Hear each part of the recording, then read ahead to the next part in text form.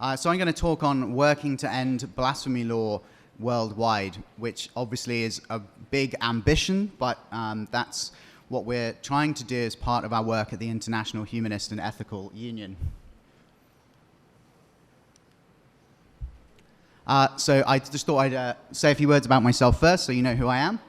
I used to work at the British Humanist Association, which is a member organisation of the International Humanists. I now work at the International Humanist and Ethical Union, where I'm the communications director. And between times, I worked at the Uganda Humanist Association for a year, based in Entebbe. So this is the International Humanist and Ethical Union. It's the sole global federation of humanist, atheist, rationalist, secularist, skeptic, laïc, ethical, cultural, and free thought organizations. I think you can always tell when a tagline has been written by committee. In this case, an international committee, hence it's even got French words in it there. That's laïc is French secularism. The International Humanist Ethical Union was founded in Amsterdam in 1952 and is registered in New York. We're currently headquartered in London. We're represented at the United Nations in various parts of the world, and I'll talk a little bit about some of the work that we do at the UN later. So we're a democratic organization. We're run by an executive committee that's elected by our member organizations. So we're the only global organization for humanists that can say that is democratic in nature. And we have a youth section called the International Humanist and Ethical Youth Organization. And most importantly of all, we have over 100 member organizations in more than 40 countries around the world. So this is the scope that Sonia was talking about in her introduction of the range of membership of IHEU. The size of the circles there kind of represents the number of member organizations in each of those places. Okay, so I'm going to talk about blasphemy law. I'm going to talk about why we should be working to end blasphemy law in countries around the world. What is it? Well, at the basic level, it's insulting God or prophets in some way. It's maybe violating religious norms or committing what a religious person would say is sacrilege. Often it's extended further to criticism of religious propositions, institutions, leaders, or even just religion itself. So even if you just say, I don't like religion itself at all, then in some parts of the world that would mean you'd committed a blasphemy.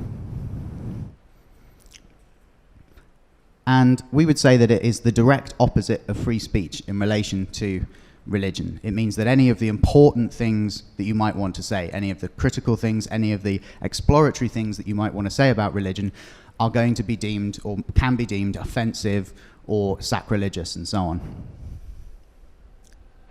So this is really harmful, right?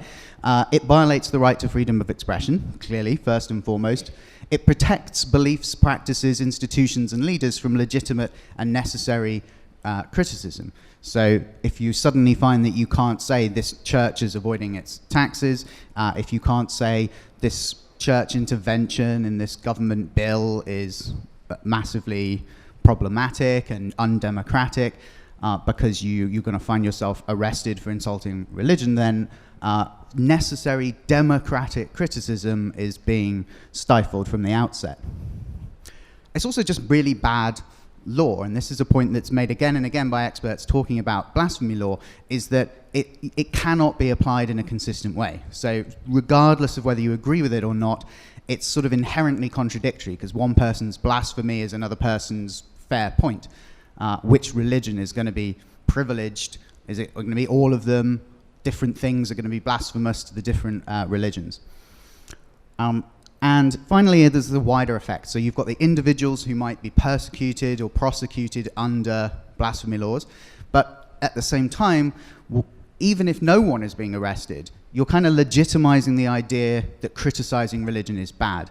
So you're legitimizing vigilantism and violence and persecution of minorities by people who claim that those minorities, whether it's Ahmadis or Baha'is or Christians in the Middle East, that their views are in some way blasphemous.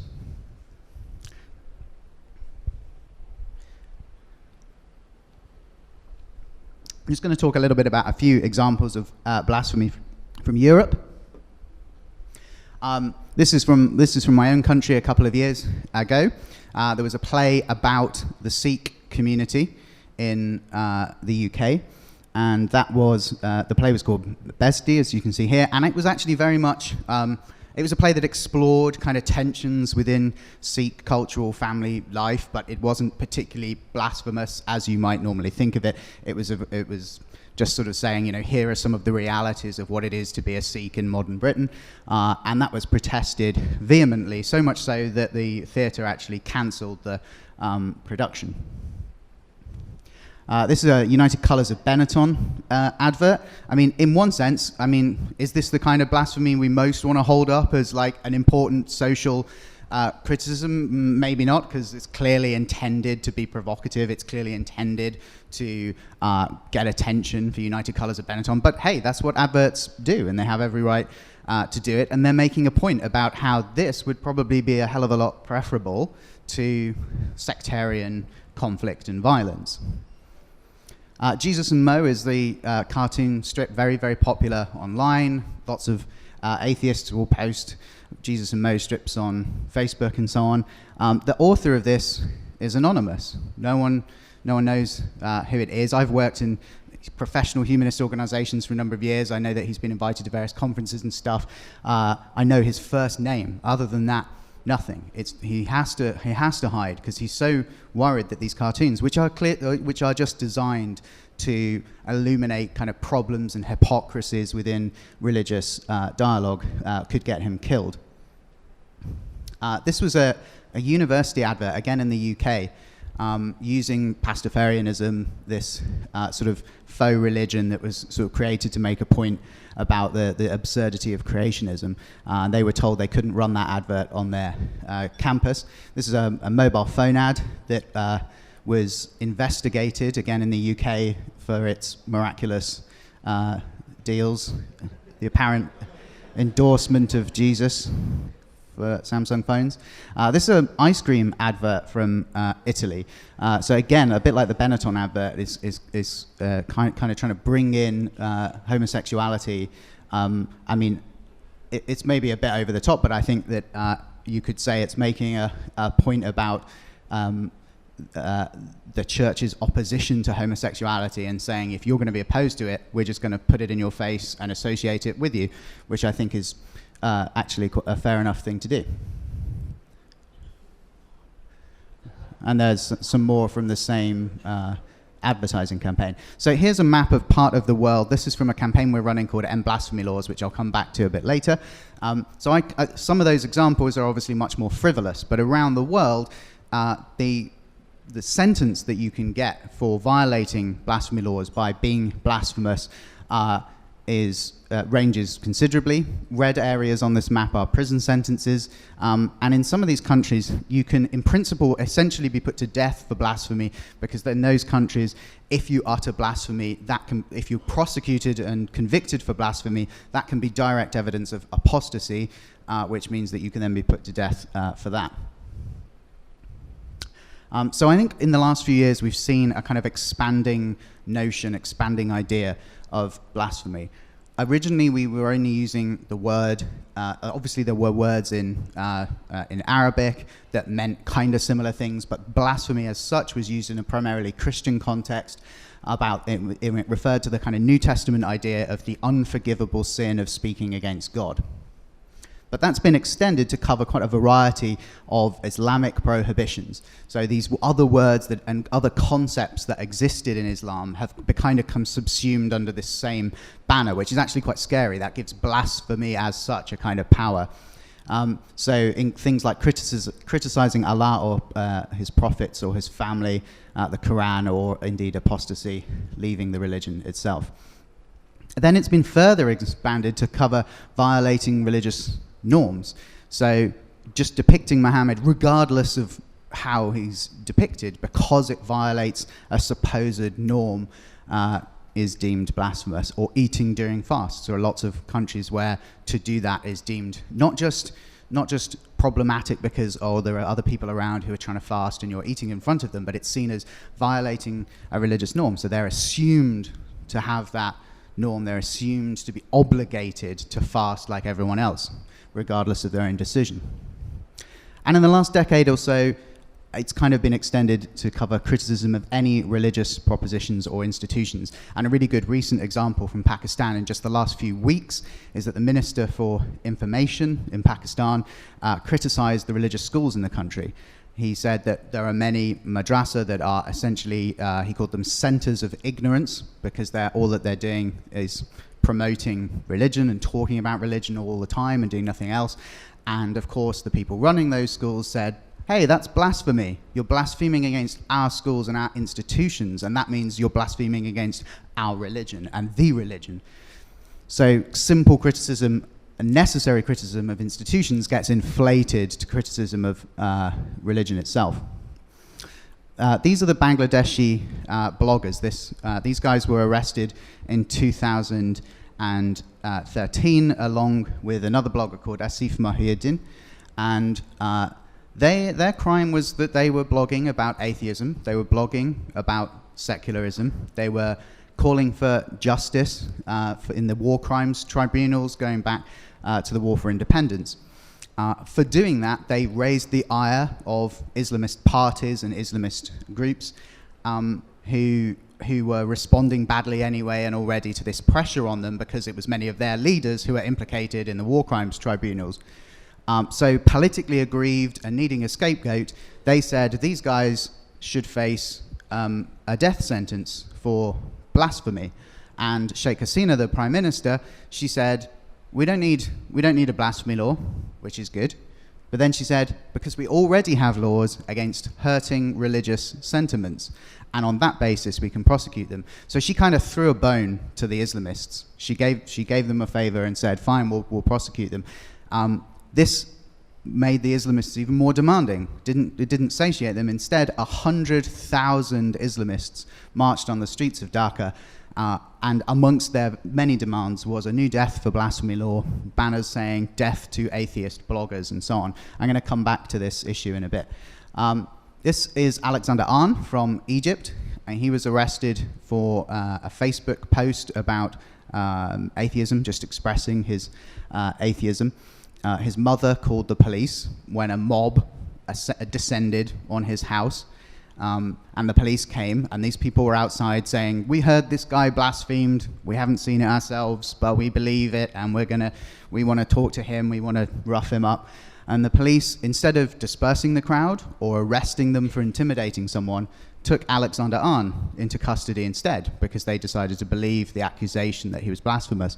And if you think that might be because they were just trying to protect him in a politically necessary way, when he was taken to the police station, put in a cell, the police officers told the other inmates that he was there because he'd blasphemed and he was a potential apostate, and he was beaten up by his fellow inmates. So it was very much aimed at demonizing him as a blasphemer.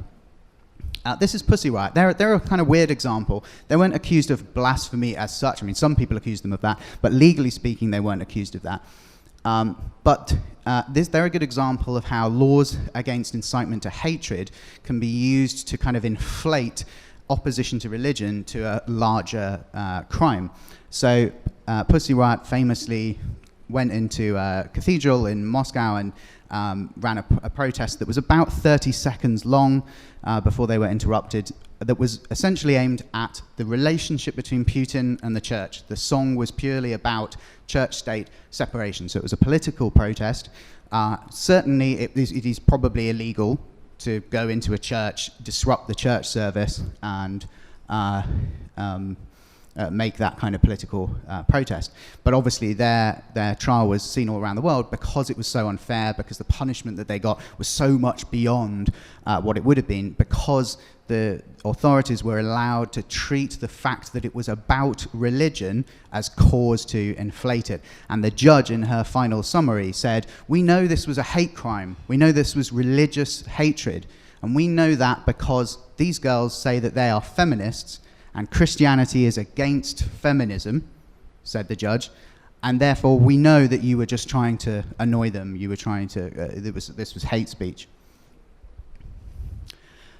These are two more guys. That's Hamza Kashgari on the left from Saudi Arabia and Alexander Arn from Indonesia. I've said Alexander Arn already. The guy from Egypt was Alba Saber. This is Alexander Arn from Indonesia.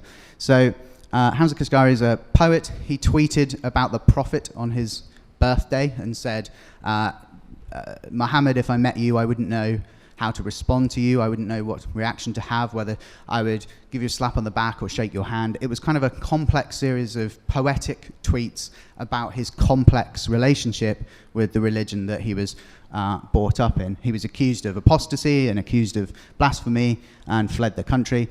Alexander Arn ran the Indonesian Atheist Facebook group. You can't identify as atheist in Indonesia on your forms. So when he was brought to court, one of the charges that they actually brought against him wasn't just that he ran an atheist Facebook page and posted blasphemy on there and so on.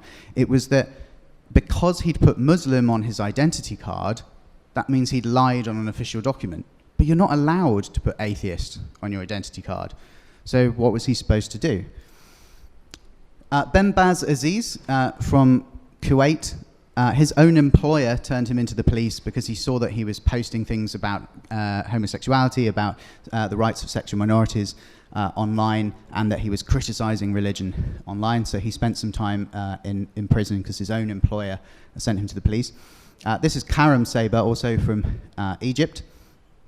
And as this report says, when the author published Where is God?, a collection of short stories about poor farmers in Egypt in 2011, some citizens from Beni Suif filed a legal complaint alleging that the work promoted atheism, shock horror, and contradicted religious precepts. Saber rejected the accusations, but the court in Beni Suif sentenced him to jail and fined him a significant sum, the maximum sentence for contempt of religion.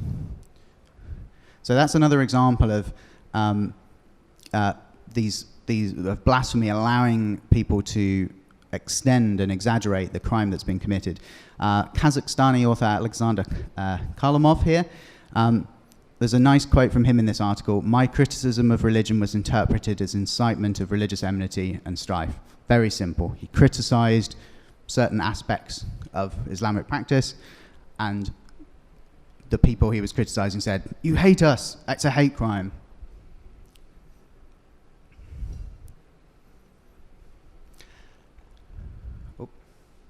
So this is Mubarak Bala from Nigeria. IHEU worked very closely on this case last summer. He'd been going around town in Kano State, northern Nigeria, and I think I spoke to him on the phone a number of times, and I kind of found an identity with him because he's just very open. He's got a very kind of liberal, modern attitude that says, if I want to talk about something, I'm just going to talk about it, and your taboos aren't going to stop me. But in northern Nigeria, heavily Islamic, this is where Boko Haram are going around like murdering schools full of children. There's a lot of very hardline Islamist opposition. And his own father had been the head of the religious police in the area, and he said, well, I can't have my son going around blaspheming against God and saying that he's an atheist and so on. So they bundled him off to a psychiatric hospital, and fortunately he had a phone on him that he'd managed to secrete about his person, so he was able to get the message out to various blogger friends of his who got in touch with IHEU, and we were able to work with the Nigerian humanist movement, our members in Nigeria, who were able to source a lawyer. So we were all able to work, activists, IHEU, Nigerian humanists on the ground, getting a lawyer who was able to kind of verify that he was who he said he was, that he really was in the hospital, that these things were really happening, and so on, as a first step. He was eventually released, which is good, after a few weeks, though, of being medicated unnecessarily and against his will for nothing more than expressing atheism. And the hospital never explained, never felt that they had to say what had gone wrong here. It was literally just a case of, if the father says he's psychiatrically ill because he's been talking about atheism, we'll just believe that and lock him up. And perhaps one of the most famous cases in the recent years, Raif Badawi from Saudi Arabia, who was running a liberal blogging network with a number of other friends, many of whom, by the way, were also harassed by the legal authorities, were also jailed. And he was accused of apostasy and of insulting religion because amongst his writing, he was saying that maybe Saudi Arabia would be better off if the clerics were less involved in the running of the state. And that was really the core sort of secularist message of his writings. That was all that he was saying. So IHEU has been speaking about this case at the Human Rights Council and various other places for a number of years. It's been very big the last year. It's actually been going on for nearly 3 years now, since he was first harassed by the authorities. I want to come back to Bangladesh. I spoke about the bloggers already who had these people marching out in the streets against them. At least 6 broadly humanist thinkers and at least 4 atheist bloggers have been killed in recent years in Bangladesh. 3 this year so far. Abhijit Roy was the first to be killed this year. He was the lead moderator on the blog Muktamona, which is a free thought blogging platform. And unfortunately, even since then, so I think that was February, and since then, Washikaraman Babu, who was another blogger, and Ananta Bijoy Das, the 2 on the extreme left there, have also been assassinated. All of them hacked to death by machete attack. Again, there's their crime. It was talking about politics, it was talking about secularism, but because it was mixed in with religion, because it was mixed in with promotion of science, in fact, and of humanist ideas, and criticism of religion, that alone was enough for some people to think that they had to be silenced permanently. So we've talked a bit about the structure of oppression, from social taboo to the official banning of non-religious views and identities, like in Indonesia, where you can't even say that you're an atheist. We've talked a little bit about political scapegoating for totalitarian ends. I think there's an interesting case that's kind of a combination of these things from the Philippines that I guess a lot of people here will be much more familiar with. Carlos Celdran, who was protesting against the reproductive health bill, who the Catholic Bishops' Conference filed charges for offending religious feelings, and actually very similar to the Pussy Riot case. There were probably laws broken, right? He went into a church to make this protest and said, the way that you're interacting politically is bad, it's undemocratic. Most people in this country want the reproductive health bill, or would want it if you weren't saying that it was, blasphemous and against religion to get rid of it. And for that, he was offending religious feelings. And I think there's a nice quote I found from one of the bishops at the time, who, responding to the idea that this was just about democracy, he was saying that your interaction is undemocratic, said, what is approved by the people does not mean it is approved by God. So very clear that the case against him was based on wanting to shut up someone who was pointing out the undemocratic nature of their intervention. Another thing that's happening, I think Pakistan is the prime example of this, is ethnic division and ethnic hatred. Blasphemy is used as a way, as a sort of offhand accusation that you can make that's essentially just a way of kind of creating a death sentence against someone. They burned the Quran, they blasphemed God. Doesn't need to be any evidence. In fact, by its nature, those pages of the Quran were burnt already. The utterance has been made and can't be heard anymore. So whole crowds can be whipped up very easily. There's no evidence, there's no need for any evidence. And a good example there is Rimsha Masay in Pakistan, very young girl with learning disabilities, who a local cleric accused her of burning pages of the Quran, and some of his own worshippers later said, no, it was him. He burnt some pages that probably weren't the Quran, planted them on her, and he'd been saying for months, wouldn't it be good if we had an excuse to get the Christians out of our district in Islamabad? He'd openly been saying, we want a reason to do this. We need another mob. It's been a while since we had a mob. And so he created one. It's also about nation building and new economic confidence. I think Saudi Arabia is a good example of this. The reason they crack down so hard is because they're using the clerics for their own political advantage. And again, there's a sort of social vigilantism. So it's not just about ethnic tension and the sort of at the mass level. It's about individuals saying, we're going to take it out on these people who've been promoting human rights. Why is that happening? What's underlying it? Well, clearly there's lots of new ideas floating around. We have the internet, we have social media, we're able to build new communities online that can then slowly spread offline. We're able to share ideas that before we weren't able to. Around the world, that is spreading. It may be difficult to see sometimes, but there's this wave of critical modernity, often under the surface in the Islamic world. People coming together on Facebook and on blogging platforms and saying, you know what, I do actually disagree with all this. And a lot more people who agree to disagree, but aren't able to act. So I think there's an external awareness of this broad enlightenment, and it's making some leaders and some religionists very nervous, and it's creating this backlash. Organized humanism, the understanding of secularism is growing. It's spreading slowly but surely, but it's creating this backlash. I'm going to skip forward slightly.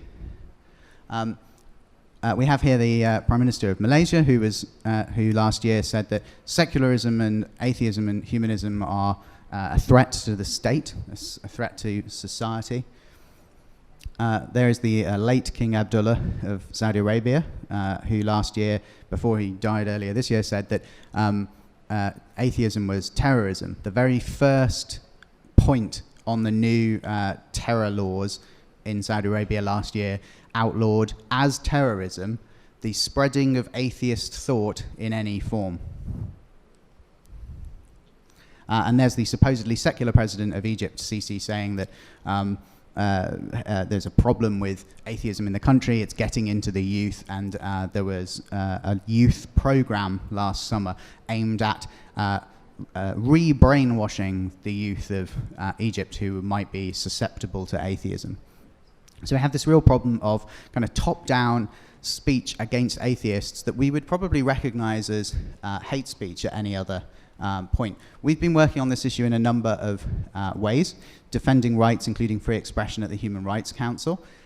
We have a report called the Freedom of Thought Report, which is put out every year, which looks at blasphemy, but also a whole range of other issues to do with discrimination and persecution, specifically against non-religious people. So that's at freethoughtreport.com, and that covers every country in the world now. This year we launched a campaign called the End Blasphemy Laws campaign, which is narrowing down on this issue of blasphemy laws. But we're very clear, and I think this is a really important point, a blasphemy law as such doesn't have to have the word blasphemy in it. Laws against religious hatred can be right in principle, it's not against the United Nations Human Rights Framework to have laws against hate speech, but they can be misused and abused to inflate criticism of religion to hatred. So the campaign looks at those laws and looks at laws against hurting religious sentiments. So it doesn't have to use the word blasphemy. We support NGOs and individuals on the ground who are dealing with or trying to tackle blasphemy laws and get them revoked in their own country. And I think that was 20 minutes, so I'm going to stop there. 2 minutes. That's okay. We'll see how far we get on this next bit then. So defamation of religion has been the way that the Organization of Islamic Cooperation and Islamists at the UN basically have been trying to outlaw blasphemy internationally over the last sort of 15 years. This is something IHEU has worked on a lot. There was a resolution condemning defamation of religion passed at the United Nations Rights Council every year from 1999 and at the General Assembly from 2005 until 2011.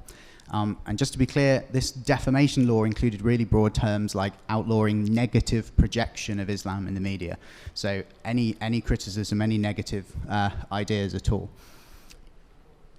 Obviously, working on this at the international level, we have to have a really strong understanding of the policy basis on which we say defamation of religion is a violation of human rights, as in laws against defamation of religion are a violation of human rights. So we know that we have this right to talk about religion and to criticize religion from the right to freedom of religion or belief, which comes from the Universal Declaration of Human Rights. It was enshrined in law in the International Covenant on Civil and Political Rights, and has been elaborated and discussed and understood through various other treaties and statements since then. The original right said everyone has the right to freedom of thought, conscience, and religion, including freedom to change his religion or belief and to practice it, and so on.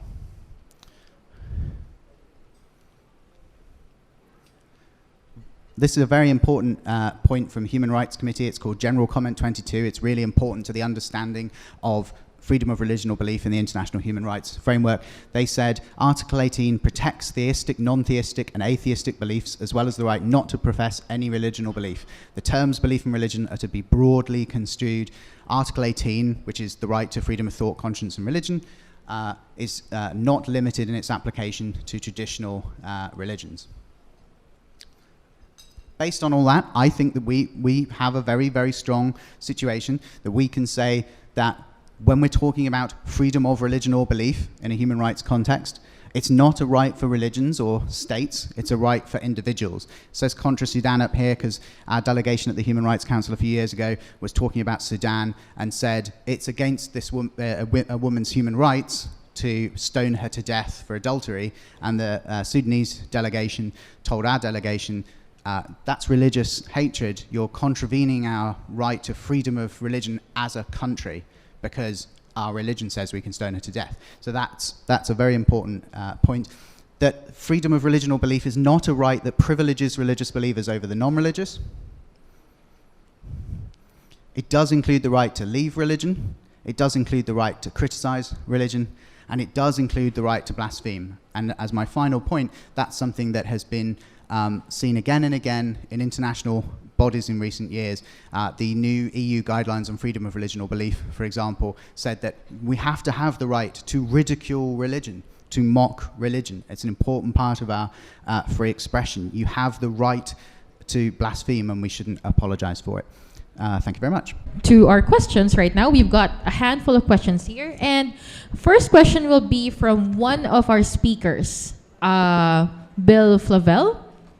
He's here. His question, Bob, is how does Saudi Arabia, a country with an appalling human rights record, get a seat on the UN Human Rights Council? Please comment on their bid to chair the council. The composition of the Human Rights Council is weird and atrocious. Unfortunately, although it was created specifically to fix some of the problems of the old Human Rights Committee, we basically repeated a lot of the same mistakes. I say we, I wasn't involved obviously, but it was supposed to be that countries could only be elected onto it, and that they had to uphold the highest standards of human rights, was the phrasing. But unfortunately, the way the voting was done was sort of sabotaged in the final negotiations, so that rather than being a free vote from across the world, it was sorted into regions. So you now have kind of block regional nominations. That means that really there is no election, because each region just agrees amongst themselves who they're going to put up for election, and then you vote to approve them. So really problematic, really undemocratic. Saudi Arabia's bid to chair the Human Rights Council is just sickening and appalling, but they have no qualms about cloaking themselves in human rights, despite the abundant evidence that they are one of the worst abusers. I think it's all the worse because they are economically on the up. There's no excuse.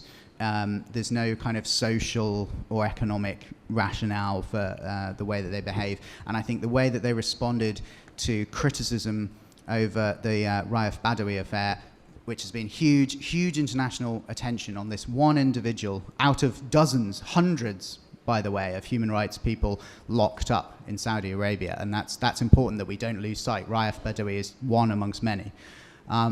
Their response to that was, you, the media, are accusing us of abusing human rights. How terrible. We should be able to do what we want. We're a sovereign country. We signed up to the human rights protocols. What more do you want?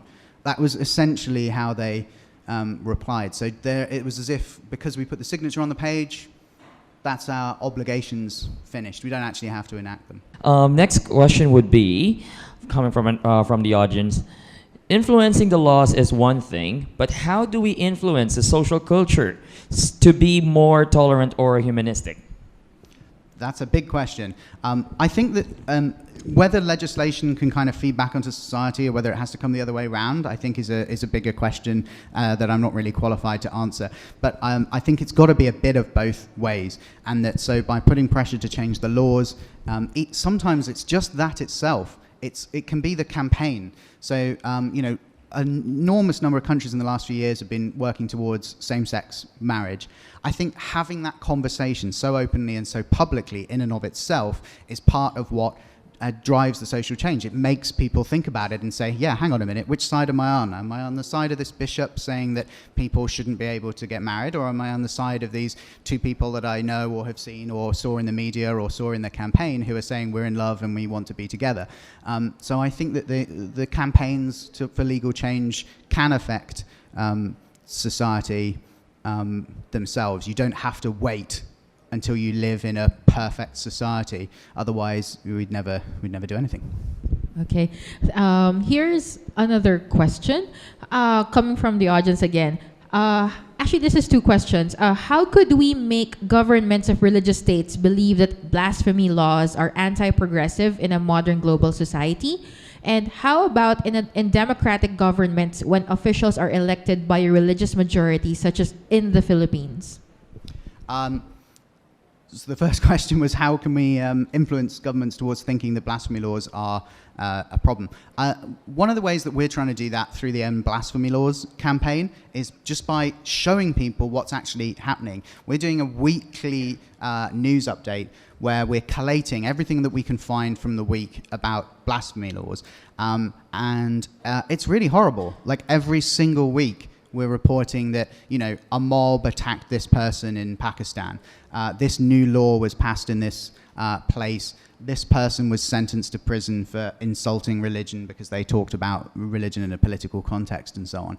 So I think that highlighting and being aware that of the abuses that there are important, but also that there's just no good way to use it. And we kind of made a challenge through the End Blasphemy Law campaign and said, look, we're going around the world finding all the ways that blasphemy laws have been used to violate human rights this week. If anyone who supports blasphemy laws wants to go and do a weekly roundup of all the ways in which blasphemy laws have been used correctly and perfectly in ways that everyone will recognize as just and brilliant in the last week, then please do it. But there isn't one. There's never one story where someone can say, look, a blasphemy law has been used to prosecute someone who talked about religion and now they're in prison and look, they deserve it. It's just nonsense. It's never true. So I think making people aware that they are only bad and they only violate human rights is a very important part of degrading them. And then the second part of that question was about how do you contest blasphemy laws, I think, in democratic countries. Again, same way, talking about them, but also pointing out that just because lots of people seem to support it doesn't mean that they actually do, and doesn't mean that it's actually right. Sometimes we have to defer to a democratic process for various things and various reasons, but it doesn't mean that everything that's decided by consensus is right. So voicing the opposition, saying that this prevents necessary and legitimate criticism, that this violates the right to freedom of thought and freedom of expression, keep making those arguments, showing who's affected, showing who's hurt, is the way to kind of break things down of why the Islamists, the jihadists went and shot dead all those people in the Charlie Hebdo offices. So I think that, it's repeating an argument that is made by jihadists all the time. They will say, if you say you shouldn't have laws against blasphemy, the first thing they'll say all the time is, what if I insulted your mother? Wouldn't you want to hit me? Wouldn't you want me killed? Wouldn't you want to put me in jail or something? To which the obvious answer is, no, I just think you're an idiot. But So I think we need to see when religious leaders make flippant remarks about how important their religion is, especially in that kind of context where people have been killed for supposedly insulting God Almighty, and take them to task and say the Pope is wrong in what he says, and just being bold about it and saying that that could only have had a negative effect of emboldening killers and mobs and jihadist murderers, and not making any apologies for being opposed to religious authority for the sake of it. Okay, and for our last question, yes, saving the best for last. All right, so where do you put the line between mindless offensive ridicule and legitimate criticism? Or is there a need for you to put a line at all? Actually, this is a three-part question. Okay, then next would be, can the religious claim that they are being bullied for their religious belief if someone does insult them for it? And last would be, is there something that we should do in this kind of bullying, just like people are doing with physical bullying? The first part on where do you draw the line, I think different people are going to draw it in different places, and that's part of the reason that you cannot just legislate against any offense or insult to religion. Different people are going to be offended by different things. We're very clear in the campaign that in the End Blasphemy Laws work, that we're not saying that all laws against incitement to hatred or incitement to violence are wrong. They can be right, they can work, but two people will disagree on whether there should be laws against incitement to hatred, and that's a fine disagreement. That's a problem within freedom of expression. But if those laws are used to prevent people criticizing religion, or if there are laws that aren't incitement to hatred but are just against criticizing religion per se, then those are wrong. So in a way, yeah, I don't think we need to make the distinction in order to say that the blasphemy law itself is wrong. You can have laws against incitement to hatred, just make sure that they're used in a consistent way, and different jurisdictions will be slightly different on what they consider hatred or not. What was the second part? These multi-part Yeah, the second question would be, can the religious claim that they are being bullied for their religious belief if someone does insult them for it? I think there is one distinction that's important to make, is between how you communicate with an individual and how you talk about religion and ideas as a whole. So if I took some of those adverts and cartoons and went up to someone in the street who I knew was religious because they were wearing a cross or something, and I pushed them in their face and said, hey, look, your religion's really stupid and stuff, then I'm doing something else. Then I'm intimidating them, I'm bullying them, I would be maybe persecuting them if I was doing it in a sort of systematic way. And there are laws against that sort of thing. Just as with free expression, you can't just say you're free literally to do anything and it's always free expression, because, well, what if what I'm saying is I'm standing outside your bedroom window at 4 o'clock in the morning shouting, you're stupid, I never want you to sleep, you're a horrible person. Well, now I'm doing something else. I'm doing harassment. And you can have laws against harassment and bullying and intimidation and so on. But speaking about religion